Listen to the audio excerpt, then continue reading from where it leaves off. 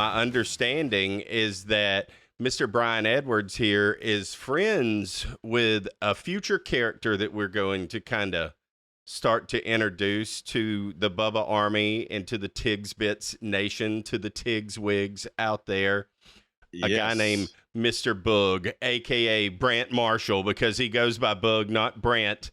Though Brant and Brantley, both fantastic names, but both of us go by our nicknames, Tigs and Boog. Yeah, Boog's like, hey, man, I got this. Do you know Brian Edwards? And I was like, I don't think I know Brian Edwards. He said, well, you got to know Brian Edwards. I was like, well, I'd like to know him. Tell me more about him, like if you're saying all this. And he was like, oh, man, he's like a sports handicapper. He does all this. He's got a website and his show. And he said, well, I'll be with him. And he'll be, hold on a minute. I got to hop on the show. And I'll be in the car. I was like, well, dude, he sounds like our kind of guy. We got to connect here. So that was just a few days ago. And then here we are now, joined by none other than Brian Edwards. I mean, senior handicapper of MajorWager.com. What else you got going on over there, Brian? Sounds like you got your finger in the pie in several things. Yeah. So, in the last year, I've been doing a podcast with this group out of Nashville that has a YouTube channel called Southeastern 16. It had been Southeastern 14, but they rebranded here in the last couple of weeks. And so do a once a week pod with them. And then I'm at Major Wager, and I've was full time with Vegas Insider for more than a decade, but now I just do my handicapping with them. And I do a lot of radio shows like guest appearances and whatnot. And fired up for football. It's kind of my slow time of year, but ramping up here these next few weeks, obviously. That's what we were just talking about before you joined us. It's back. Like, my son was in a football camp all last week. That was his first one. They're playing Enter Sandman at the end of the camp, doing big cat drills and Oklahomas and stuff, just going after it. So it started hitting me, like, this is really here. Now NFL folks have reported to camps. Camps are going on. We're starting to get to the preseason games are about to begin. Like, it's football season. It's here. And we got here. Yeah. I mean, and we get to scratch that itch a little bit because it's going to be fun. Because on Thursday nights when we go live, we're going to get to talk about football, which in the past, it's so evergreen. You make a podcast one day, you drop it. It's like old news. If you've got to drop it same day. You do. So those live shows will be a lot of fun, man. They will be. Brian, I don't think we've formally introduced you to everybody. I know you've emailed a little bit. Sorry, I'll back up a minute here.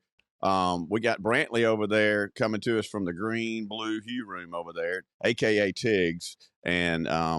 And then right over here in the middle with his stars and stripes booby shirt, that is none other than JR the handler. And then myself, I'm Blossy, One Man Posse. We've texted a little bit and talked, but man, this is our first kind of real introduction right here. Again, just kind of organically brought together by none other than Boog. And right. Yeah, man. So yeah, just here, mix it up, chop it up a little bit, talk a little football, talk a little whatever y'all want to talk about, man. Now, are Tigs and JR local to our area? I am not. I'm not. I live in Baton Rouge. But you have visited the Label Garage before. Oh, yes. Now, I lived for quite a while, a couple years anyhow. I lived in Hammock Bay. Okay. Right. Yeah. Blasey was my neighbor. Nice. So, okay.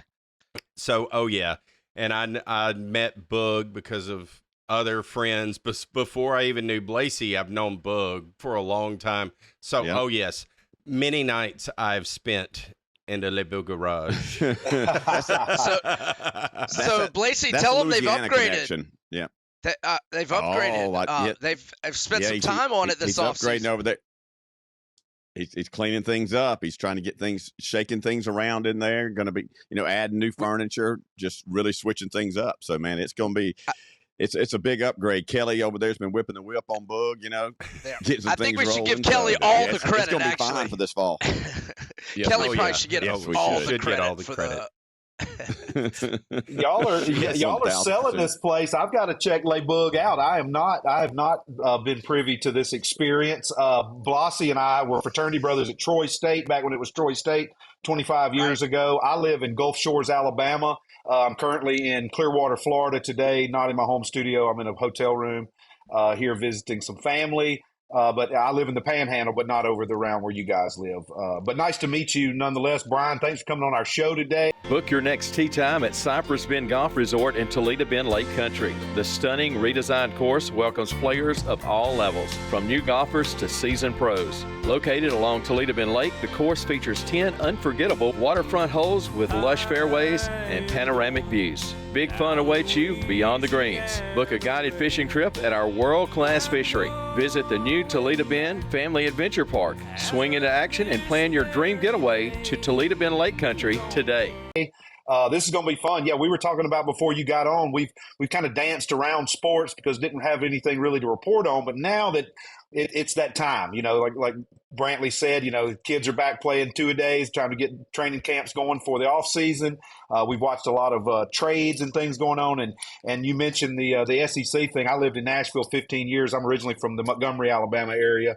Okay. But the SEC has grown not just from 14 schools to 16 schools, but basically became its own entity, more so than ever in the history of college sports. Has that one conference really, and it's all due in part to the media covering all sports the way it does now. But the SEC, with the imprint it has and the reach and the fan base, it's just wild. It's just wild. I would have never thought when I was a teenager, being a young Alabama fan, that this would ever happen. I thought when Arkansas came into the SEC back in the day, that was a big deal in '92, to bring two new ones in. And now with all the conference realignment, it's just a wild world we're living in. So for me, I work in the music business, so I travel a lot. I don't get to keep up with sports like I used to. So I use these opportunities like this to inform myself, because they're changing so much. Every week there's a new rule, there's a new, a stipulation in the way things are going. So I look forward to this. And again, appreciate you coming on today to chop it up with us. Let's dive into football season. Kind of like you're saying, JR, minimal preparation on my end, and I think I can speak for the other two co-hosts of mine. Minimal preparation. This is our kickoff show. This is kind of getting us back into starting to talk about football and things.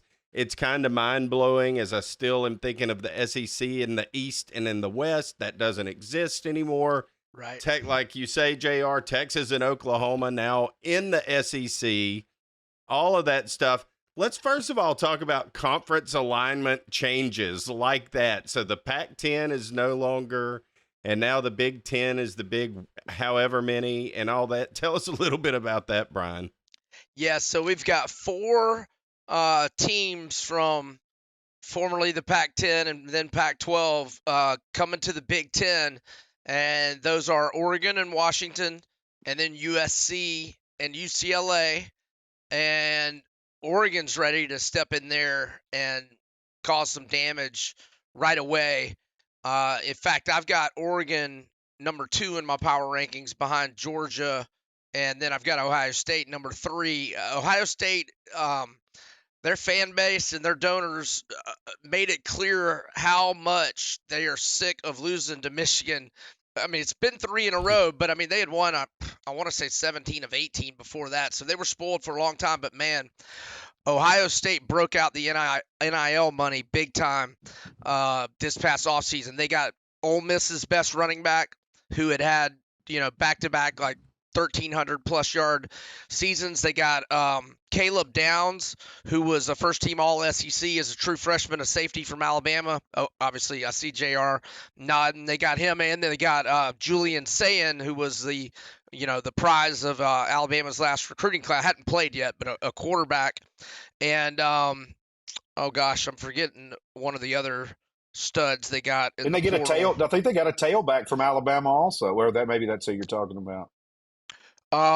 No, well, they might have got. I just know the safety and the quarterback were the 2 like 5-star transfers. Gotcha. I know who I was forgetting. Will Howard, who's considered a 4-star transfer from Kansas State, is likely going to be their starting quarterback. Although that 5-star transfer, Julian Sayin, who's still really young, might have something to say about that. But yeah, so those 4 teams into the Big Ten, obviously Texas and Oklahoma into the SEC. And then, the other teams that were in the Pac-12, you've got like Utah and Colorado have gone now to the Big 12.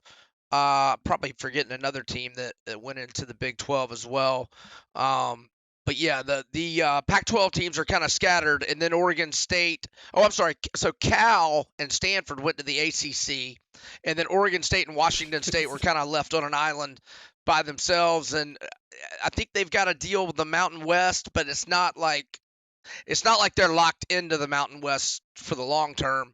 I think they're going to play like 5 Mountain West teams this year and the next, but it's like a brief contract. Cal and Stanford having to travel literally across the country to play in the Atlantic Coast Conference when they're Pacific Coast teams. That's and then and I know you mentioned Oregon. You've got Oregon. You think Oregon's going to be really hot this year, and you had mentioned also the NIL dollars. Oregon, if I'm not mistaken, Oregon donors have came out, Nike and everyone's came out and said there's no dollar we won't spend, unlimited bankroll for that. Is that right? Yep. That's Nike. Yes, wow. Absolutely. And, you know, you mentioned the travel. Like, I mean, how do you compete with that? With money, it's hard to, but they're going to have to travel a lot. So, like, when they so October 19th, they have to go to Purdue. Okay, then they come back home to Illinois, but then the next week they go at Michigan. Then they come back home and have Maryland. Then they go at Wisconsin. So they've got to fly east 3 times in 5 weeks. And at Wisconsin and at Michigan are going to be tough games when I think they're going to be right in that 12-team, you know, college football playoff, you know, right in that mix. And they're going to have to be flying east 3 times in 5 weeks. And that's tough, I think man. That's really tough. Right. Yes. I mean, I don't like to fly west twice in a month. No. And, you know, it's like a stat. One time they talked about SEC teams. Just in the SEC, talking about when you had to make 2 road games in a row, it's like your winning percentage. I think that was Carter that was talking about it. Your winning percentage dropped significantly having to make those type of road trips. And now you're talking about flying all over the dang country. So that's got to impact that win total in some capacity, in some way. Yep. And that brings me to a question. And all this chaos and all the madness is like on the handicapping side of things. Is there something right now like you feel like that you see as an opportunity where in the chaos, where can you find opportunity to make that wager, whether it be in early games or a win total for the season? What are you seeing right there and as far as that goes? Yeah, so I mentioned that 3rd trip east for Oregon in 5 weeks when they go to Wisconsin November 16th. Obviously, it's going to be cold as hell in Wisconsin, and Wisconsin's going to be coming off an open date. So now I'm not like married to that game, but you know, these are kids 18 to 22 or maybe 23, maybe 24 years old, and that game at Wisconsin, Wisconsin's got 2 weeks to get healthy and prepare, and Oregon's got to fly east a 3rd time in 5 weeks. So, you know, as long as Wisconsin's playing pretty good, doesn't have a lot of injuries and whatnot, that's a game where I'm looking to, you know, if Oregon's giving up double digits, where I'm going to be interested in Wisconsin. And, you know, you just find little spots in the schedule where, you know, you see a team is playing like, or here, I got one for you, just, you know, in the SEC, when Ole Miss goes to the Swamp, Ole Miss has 2 weeks to prepare, whereas Florida has got to play Georgia and Jacksonville starting on November 2nd. Then they go at Texas. Then they have LSU at home. And then their 4th game, I mean, Georgia and Texas are preseason top 5. LSU's preseason top 15. Wow. And then they have Ole Miss, brutal. the 4th game in 4 weeks, whereas Ole Miss has got 2 weeks to prepare. So I just look for little scheduling quirks like that where you see a team's going to be well rested and the other team's going to probably be beat up physically, and, you know, all that other stuff. And you made and mentioning the going back to the Wisconsin, and it could still happen in the South in that time of the year too. Climate change, going time zones. I travel for work all the time. Those traveling those time zones back and forth will get you. And then the weather change from different places, the pressure, the humidity. You know, you get somewhere it's real dry and you're dried up. Then you get somewhere it's real thick. Man, and like that going to Wisconsin, they've got a rabid fan base up there. They're used to the cold. they'll be drinking beer for 3 days leading up to the game, and then a West Coast team comes over, And I'll tell you this, and I'm sure you've got this earmarked somewhere to think about. The flight tracker app may be a handicapper's friend this year too, because God forbid you have some weather disruption. The plane going from somewhere to somewhere has to circle around and land somewhere else to refuel and wait out a storm. I mean, it adds a whole nother layer when you're traveling more than 400 or 500 miles, where you can load everybody up on some buses if you had to, or get through there, or make other arrangements. That's just wild, man. Yeah. And then coming off three solid SEC games to go play, even though you're at home, the team the week before has a week off. I mean, that's tough. Hey, what do you think about the Tigers this year? What's your thoughts? Well, I don't even know what the over/under win total is for them. It's 9.5. Oh, is it? Okay. You obviously lost Jaden Daniels, who was spectacular, and then 2 first-round picks at wide receiver. But, I like Nussmeier. I mean, he's going to be a downgrade from Daniels, but, Daniels won the Heisman. Yeah. The thing is y'all were just – that had to be – you've been following LSU forever. Can you remember a defense worse than that? I can't remember a defense worse for LSU last year and for Florida the last 4 years. So y'all got a new defensive coordinator. You got Missouri's defensive coordinator, Blake Baker, but you lost your awesome offensive coordinator. He went back to Notre Dame, and y'all promoted from within. But if the new DC can get the defense corrected and, back to normal, I think the offense is still going to be really good, just not as good. So I think LSU, I think they're probably going to be like a 9-3 type of team, which, if I'm not saying a 9-3 team perfectly acceptable for their program. but hey, there might be a 9-3 team from the SEC that gets into the CFP. It's not going to be impossible. That's true too. That's true. It's a tough gauntlet over there. I didn't realize that the offensive coordinator from LSU went to Notre Dame, because he backfilled the position where Jared Parker left Notre Dame to come to Troy. So, you're welcome, Brantley. I'm glad we could run off another coach for you. Appreciate it.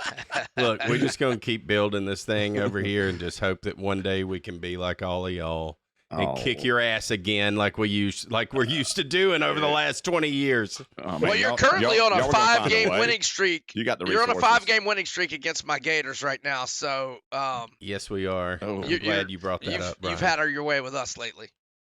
Things have been tough in Gainesville, man. Things have been really tough in Gainesville for a while. It reminds me of that Alabama stretch where Alabama just went through, and it just over and over, one decision after the next decision. It was just like, oh my gosh, it was just pitiful for a long time. And that's kind of what it's bad when you got the resources in place and you still can't get things together. You know what I mean? That's crazy. There's no doubt that they will. They'll get it together there. Oh yeah, eventually. Oh yeah, Florida's got too many good athletes and too much history in that school to stay in the middle for very long. That's for other schools in our conference. And hey, I want to ask real quick while we're on here. A guy I work for full time is a huge Arkansas Razorback fan, and I've watched his sorrows over the last several years. We were, we've been there with Coach Pittman when he was a coordinator, and now he's head coach. They're bringing back in, talking about signal callers, they're bringing back in the guy that arguably had them in their best run they've ever had in the teen 2000s when they were winning 10, 11 games a year, coming back to school. And I show y'all this. This is our new bus. We just got the new logo put on our new bus. Oh, you got the new bus finally? We got the new bus, and that's the new – they got the old school Arkansas logo going on it with the hog going through like Bama's used to have the elephant. Yeah. Yep. Yeah, right. Dude, that's I like that. Yeah, it is pretty cool in that clean pearl white. But I wanted to ask, do you think that's going to help having? Gosh, can't even remember his name. Bobby Petrino, coordinator that went to Petrino, the motorcycle guy in the neck brace. That I just alcoholic, report on dude. what I see. But yeah, and I know Coach Pittman, like I said, he's a friend. I'm pulling for him. I'm an Alabama guy through and through, and Troy State is my love, my first love. People always ask me that, and I'd pull for Troy over Alabama. I know all my friends think that's BS, but that's the truth. Coach DeBoer, coming in from a real hot Washington team that played for the national title last year, comes to the helm there. How do you see that transition, and what's your predictions on the Crimson Tide this year? Come visit us at the world-famous Floribama, a legendary honky-tonk beach bar located on the gorgeous white sandy beaches of the Gulf Coast where Orange Beach, Alabama meet Perdido Key, Florida. Floribama offers live music 365 days a year across 4 different stages, over 20 major events for all ages, a walk-up oyster bar for a snack while enjoying some of our delicious cocktails, and memories that are guaranteed to last a lifetime. Come do it with us on the line. For more information, visit our website at floribama.com. So the day after Washington beat Texas to advance to the finals, where they played Michigan, the day after that, I went on Twitter and I wrote down, or tweeted out, 2024 Florida Gators, my Florida Gator head coaching wish list, and I wrote number 1 Kalen DeBoer, number 2 Lane Kiffin, and number 3 Jed Fish. So within a week, Alabama got DeBoer, and then Jed Fish, my number 3 guy, got hired by Washington from Arizona. So 2 of my guys are off the board, so I'm left with Kiffin. But my point is that Greg Byrne, the AD, I think he did as good as you can. I mean, the guy's got a 104-12 record in 9 seasons as a head coach. Washington was not very good when he took over, and he had him playing for the national title in his second year. The guy can coach, and he's done well recruiting. That's pretty now, crazy. obviously, you had some guys jump in the portal, which is pretty much happening everywhere, and then you have a coaching change. Yeah. It's definitely gonna happen. But he brought some good guys from Washington. So Alabama's win total is 9.5.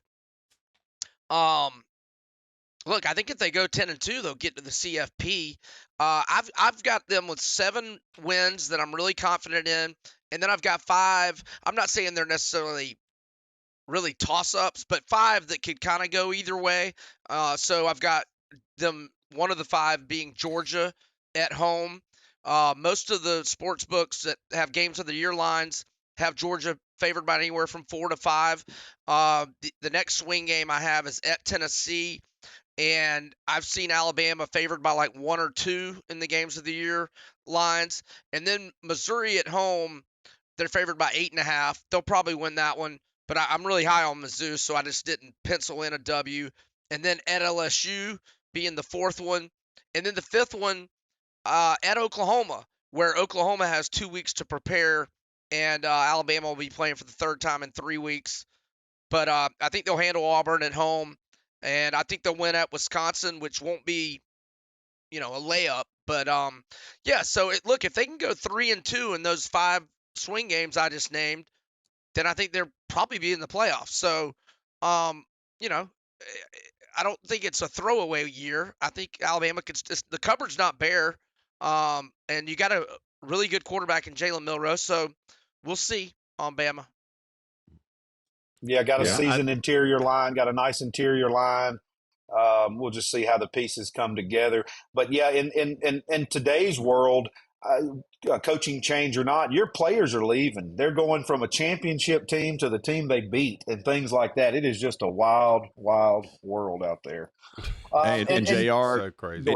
As you talked about earlier, talking about like being able to stop that run, reminded me of Joe Kynes. This time of year, I love to watch that video. Just got to stop that inside trap. That's all you got to do this year. Just stop that inside trap. Dude, I watched the best quotes it's just ever. like it's almost like during 4th of July and what's his name shooting the fireworks out in the street. During each Terry? Terry, back up Terry. Back up, Terry. And just same thing, dude. Every time college football season starts, I have to go watch that Joe Kynes video of him at that halftime as he was the interim head coach. And you just got to stop. I just got to stop that inside trap. So anyway, I had to throw that in there. You're talking about they couldn't stop that run on the inside that year. That was right there in that time frame. Felix Jones, Darren McFadden. I mean, they were stacked. They were stacked. Crazy. Peyton Hillis. Yeah. Oh my Yeah, I was God. about Peyton Hillis. I was blanking on Peyton Hillis. And he's okay, right? Then Remember he got- almost died when he saved his kids Yes. from drowning a year or two back? He's fine, though. Down there- I think. Yeah. Was it in our down there, area? not far It from you was guys. in our down- area, I wasn't think it was Panama City. Panama City, was it somewhere down really? that way. I think so. Yeah. Yeah. Yeah, Wow. his kids got towed out. He got there out. It got overexerted. Got capacitated with I think water in his lungs and stuff. And yeah, he was still jacked too. He looked like he could still handle it. But that water's dangerous. They got those flags out. You got to heed those warnings. And he also was legendary.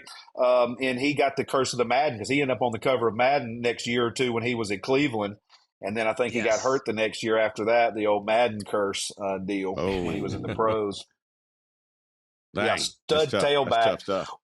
Yeah, and you think about rebuilding years, reloading years, and then you've got some that just look poised to just continue on rolling the train as they have been rolling, like a University of Georgia Bulldogs. Do you see a chink in their armor at all, Brian? Oh, man. I'm just afraid Kirby's just going to have this freight train rolling like this for a lot longer. Unfortunately, no. They look terrific. I mean, 7 starters back on offense, 7 on defense. Now, Alabama's still their boss, as they showed in Atlanta last year. Alabama's won 8 of 9 against them, and they get them at home. So, but look, Carson Beck might be the number 1 pick in the draft next year, probably almost certainly going to be a top 10 guy. They get my Gators running back Trevor Eaton, number 1 recruiting class in the country again. Now, last year, because they were going to play Oklahoma last year, and then for some reason, because once Oklahoma was coming to the SEC, they scrapped that game. And so Georgia caught just a super easy schedule last year. That's not the case this year. They've got to go at Bama. Now, one of my favorite week 1 picks, I like Georgia to mess Clemson up pretty bad. They're favored by 13 or 13.5. I'm going to lay the points with Georgia in week 1 against Clemson, but they got to go at Bama. Let me write that down. They've got to go at Texas, which might be the game of the year in the regular season. They got to go at Ole Miss. So there's some tough games, and Tennessee at home could be a tester. But man, Georgia's got as much, if not more, talent than anybody in the country, and Kirby's got that thing rolling for sure. So they're going to be tough to beat again. He's got it rolling big time. And they can Brian, have a let me ask you a question. Yes, they can. They can lose look at Texas and unstoppable. still get the playoff. Sorry, go ahead. Yeah. They get a mulligan. That's 100% fact. And I think they're deep. Georgia's in. I mean, they're huge Georgia's and they're in. fast and they're deep. I mean, Yeah, will they lose a game, Brian? Will Georgia lose a game this year? I'm going to say yes, but if I can only pick one team to win the national title, gun to my head, I got to go with Georgia. I hope I'm wrong. I don't like Georgia, but I hope you're wrong too. if money's on the line We all or guns agree. to my head, I got to pick one Hey, team. that's That's who I'm going to pick. I mean, you got to give credit where credit is due. If you want to be the best, you got to beat the best, and they've proven here lately. There's no doubt about it. They are the cream of the crop.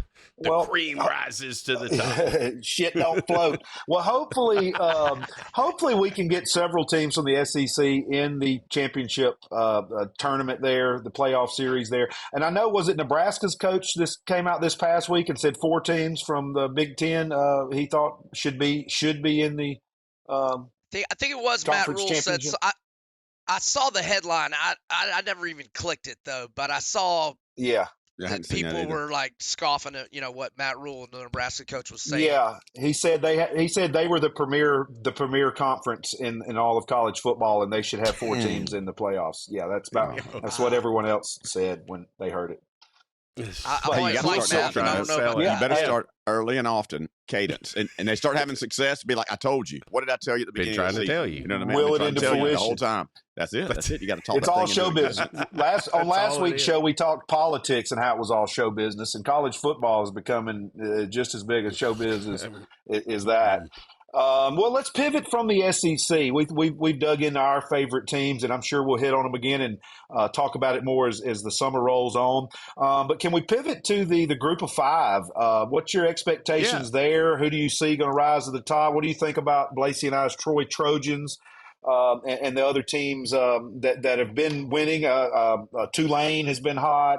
App State's been good. You see those? What do you think about those teams? Yeah, so Troy just had a lot of guys are gone. They've only got 2 starters back on offense and 2 starters back on defense. So we'll see. They brought in 11 transfers, and I'm looking at them right here. They've got, let's see, one, two, looks like only 4 of them are from power programs, but I think it's going to be a transition year for Troy. They only bring back 26 lettermen actually, so we'll see on Troy, but in that league, App State is going to be good. They've got a good quarterback in Joey Aguilar that they've had it for a while. I think Texas State is going to be actually pretty good. I know they have not been good, but they got a new coach in G.J. Kinney, who was a really good quarterback at Tulsa back in the day. They go 8-5 last year, and they bring back 9 starters on offense and 9 on defense. And they've got Jordan McLeod as a transfer quarterback. He was at James Madison last year, and his coach left for Indiana, and so he came there. He was the first team Sun Belt last year. So I think Texas State is maybe the best team in the Sun Belt this year, which I know is a radical change from years past. Other G5. I agree with that. I agree with that. Texas State, watch out. They got everything's in place. Everything's rolling. That machine's starting to happen. So yeah, San Marcos is such a cool town. I mean, I love that place. Never been there. They've got a great vibe and fantastic barbecue. The best barbecue, no doubt. They got good barbecue down there. That's right. Well, other G5. Speaking of good food, what do you? Yeah, I was going to ask about Tulane, since we had talked about our coach from Troy moving back to the 504. What do you think? What do you think's happening down there? Yeah, I think they're going to be good. 8 starters back on offense, 7 on defense. They only lost 26 lettermen, which is a pretty low number for this new era of the portal. Now, they did lose Michael Pratt, their badass quarterback, but they got their stud running back Hughes back, who had 1,378 rushing yards last year and 7 touchdowns. They got Patrick Jenkins back, who was a big time pass rusher for them. And and I know we all think they got a really good coach. I know Willie Fritz was a good one, but man, this guy Sumrall has been he's been impressing me. So you looking at the schedule, they get 2 power teams in September. They get Kansas State at home, and they get a game at Oklahoma, where they gave at Oklahoma fits in the opener in 2021. They lost at second-ranked Oklahoma 40-35, but they had the ball inside the 50 there late in that game. So they should have won that game. Yeah, they really could have won that game. So they're just if Tulane can get one of those games and then win out, I think Memphis is going to be good, and they've got them in the regular season finale at home. So I think Memphis and Tulane are both going to be really good. UTSA is going to be good, and then in the Mountain West, I think Boise State is going to be really good. So there's just a few teams off the top of my head that are going to be good in the G5. Toledo will probably be the best team in the MAC. Those are the teams that come to mind in G5. Yeah, it's going to be interesting to see who ends up representing in that playoff. And if it's possible, which I don't think, I've got a low percentage on this, that 2 teams potentially make that thing if a couple of them make a nice run. So we shall see. I mean, but we'll definitely have one, which I think is good. Everybody's represented. There's an opportunity when when toe meets leather at the first of the year, there's a pathway to get yourself into the playoffs, which I think is way, way, way overdue, for college absolutely. football.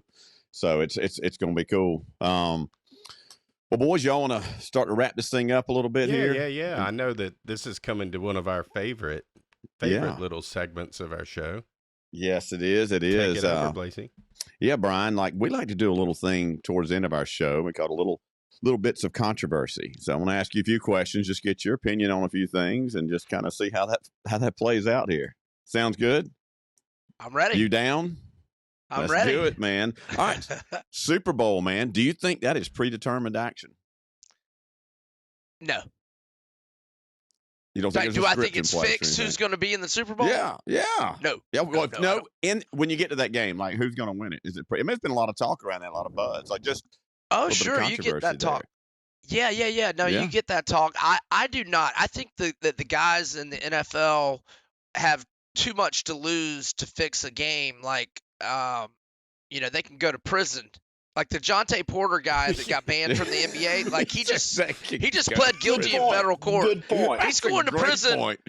He's going to prison for 41 to 51 months. I just think if you play as Lord. best as you can, you might get a good contract in the NFL, or like I think they all get bonus money when you win the Super Bowl. So I Yes, do not you do. think Yeah. now the referees might be. That's where I could maybe. Let me see how See them bad the hedging a call few is. things? I'll entertain that conversation, Mhm. but I don't think the players, Good not point. at that level. Now, maybe at The college, players aren't in on it. Yeah. at college, maybe No, I agree if with they you. got a gambling debt or something like that. But I don't think the players in the Super Yeah. Bowl are gonna. Yeah, it's not. I just remember last year it became this conspiracy theory on everything, with Kelsey just and Taylor scrambled Swift, work and that. so Sure. no, I sure. don't either. But yeah, are there people outside and trying to move things? I think absolutely. I think that happens in every sport, every year, every game almost. You know what I mean? There's something trying to do something. Well, like the quarterback, the former quarterback that said he was approached at that Nashville bar by the mafia and said they fix all these games and they have all these people in their pocket and all that stuff. I mean, I don't think that just came out of thin air. No. Y'all, Oh, no. You remember Yeah, that last year, the quarterback? Yes. Yeah. Vaguely. It's wild. It's not. Yeah. I think it's more common at the college level, in my opinion. But I mean, we just saw the NBA player. Like I said, he just pled guilty in federal court. He's getting sentenced like in a couple weeks to 41 to 51 months in prison, and he's banned from the NBA for life. So yeah, I know it happens, but I don't. Yeah, I don't and think if it you would happen and the Super Pete Rose the Pete Rose documentary's out right now. If you watch that, that's a whole lot of controversy in there, old Petey. Oh wow, that's wild. That's my second question there you lead me into there. So should Pete Rose be allowed back in baseball or not? Man, I just kind of think he's done his time, right? Now, well, let me I think back so. in baseball. No, I think he's banned. He should be banned for life from like being a manager and whatnot. But in terms of like being in the Hall of Fame, I mean, they got guys that did a lot of steroids in the Hall of Fame. Pete Rose didn't do any steroids, so I kind of think he's done his time. I mean, when did he get suspended? Like 1990 or 89? 87, 88. 87. Yeah, somewhere like that. Yeah. Yeah, I mean, it it's was been late. He's early 90s, somewhere right in there, late 80s. Yes, it's been a minute, dude. It's been a lot of decades. It's been a long time. Greatest I hitter think of he all should time. be able to and go in the he's Hall of just Fame here late in life. I just feel like he's done now, but not back to managing or anything. He's probably a little too old for that. Well, he's anyway. not going to do that. He's past Right. he's past his time on that, but he should be allowed to be involved in the game, in my opinion. Well, he That's said, my opinion. in the documentary, his son, who played for the Reds, said his father was the only father who couldn't come in the locker room, couldn't come to batting practice, he had to just wait like average Joe fan out in the parking lot because of the deal there with the team over those years, which is wild. That's messed up, man. Yeah, I don't know, but Pete's not, and Joe. If you haven't seen the documentary, I encourage you to watch all the episodes of that documentary because there's some things in there that make you realize why he's probably not still. Joe Morgan, all those guys went to bat for him, and Pete just always found a way to keep the controversy rolling for one way or another, to say it lightly. But he never bet according to him, he never bet on them to lose. He always bet on his team to win. So he bet on himself to win, according to him. And there's no evidence, I don't think, to show otherwise. For 15 years, he said he didn't bet on anything, and then because you have to. There was no cocaine money involved. There was no mafia involved. There was no debt. He didn't owe anybody any money. So we'll see. Hey. I guarantee you he bet on them to lose at some point. I don't think so. He knew that was Coke money he was fronting. Hey, come on now. Listen, admit nothing, deny everything, and when cornered, make counter accusations. And that's exactly what he did. That's exactly what he did. And you have a gambling problem, and we all know it. You're just portraying this on me. I just like to gamble. Oh, my God. Oh, my God. That's so good. Great question. All right, I agree with you, Brian. I think time served. If nothing else, let him go in the Hall of Fame. Let him have his moment. And because for the actual nuts and bolts of playing baseball, he's arguably the greatest hitter of all time. He should be in the Baseball Hall of Fame. Yep. One more. I'll wrap this up with you here, Brian. So, greatest sports bettor of all time. Is it William T. Walters or is it Bubba the Love Sponge? Or Jimmy the Greek? I'm gonna go with Billy Walters. You think so? I'm gonna go with Billy. Or how William. much does that guy win? Like, how much does that guy win? He's the man, right? I mean, like everything He's I've won ever a seen, lot. Yeah. I got his autobiography a couple months ago, and I messed up. I was reading like the first 100 pages. And I kind of got bored with it when I should have just gone straight to the good betting stuff. And now that I've got all my football magazines and football's around the corner, I don't have time to read his book. I'm going to get back to it, but I haven't. I only read like 100 pages, but I know that he's won a lot of money. And he was on the Chiefs for the Super Bowl last year, and I felt really good because I was already on the Chiefs. And when I heard that he said the wrong team was favored, I was like, I agree. And I had a little more confidence in it. But it went down to the wire. It certainly could have gone either way. Yeah. That's awesome, man. That's awesome. Well, that wraps me up on the little bits of controversy. I appreciate you playing. We exposed a few good things there, I think. Brantley, you got anything else you want to add here? I don't, man. I don't. That was fantastic. Just Brian, I appreciate you coming on. This is the first, but this certainly will not be the last time that you join us and talk a little sports. We'll get you in on one of our lives on one of these Thursday nights. We could even bring you in studio because, I'm in Freeport. Well, there you go. I'm right up the road from you. So I'm here. Like, this is my studio in here. Then I also have a studio at Props Brewery. They allow me to set up a studio there. So you can come in live in the studio either place. We could even do this like face to face. That's right. Yeah, we can watch the game. Yep. Yeah. I'm all for it. I appreciate y'all having me. I mean, Lacey, your place looks it looks like it's got a little lay boogerageness to it. It does. I learned from the best. That's right. I mean, does he have that exact doors? When I started building this. Does he have that exact doors? I don't know if he has that. Okay. Dude, I think that he has one very, very similar to it. I think he's got one very similar to it. Same one. Yeah. Y'all are learning my trade secrets. Brian has exposed them. Yeah, well, thank you, Brian, for exposing some of your secrets there and spitting a little wisdom here on the Tigs Bits podcast. Like Brantley said, we'd love to have you back on here when football gets rolling. And again, when all the seasons change, because we got basketball, just as much controversy going on in the basketball world these days with the rise of women's collegiate and professional sports. Yeah. And then, we'd mentioned Arkansas earlier, but Calipari moving to Arkansas, that'll get you a couple of games you probably weren't going to win too. So, and your Florida Gators, you're one of the only schools in the whole country to win basketball and baseball and football in the same year. So, big stuff on that horizon. But thank you for your time today, and we look forward to having you again, brother. Yeah, man. Thanks so much, fellas. I enjoyed it, and be glad to do it again anytime.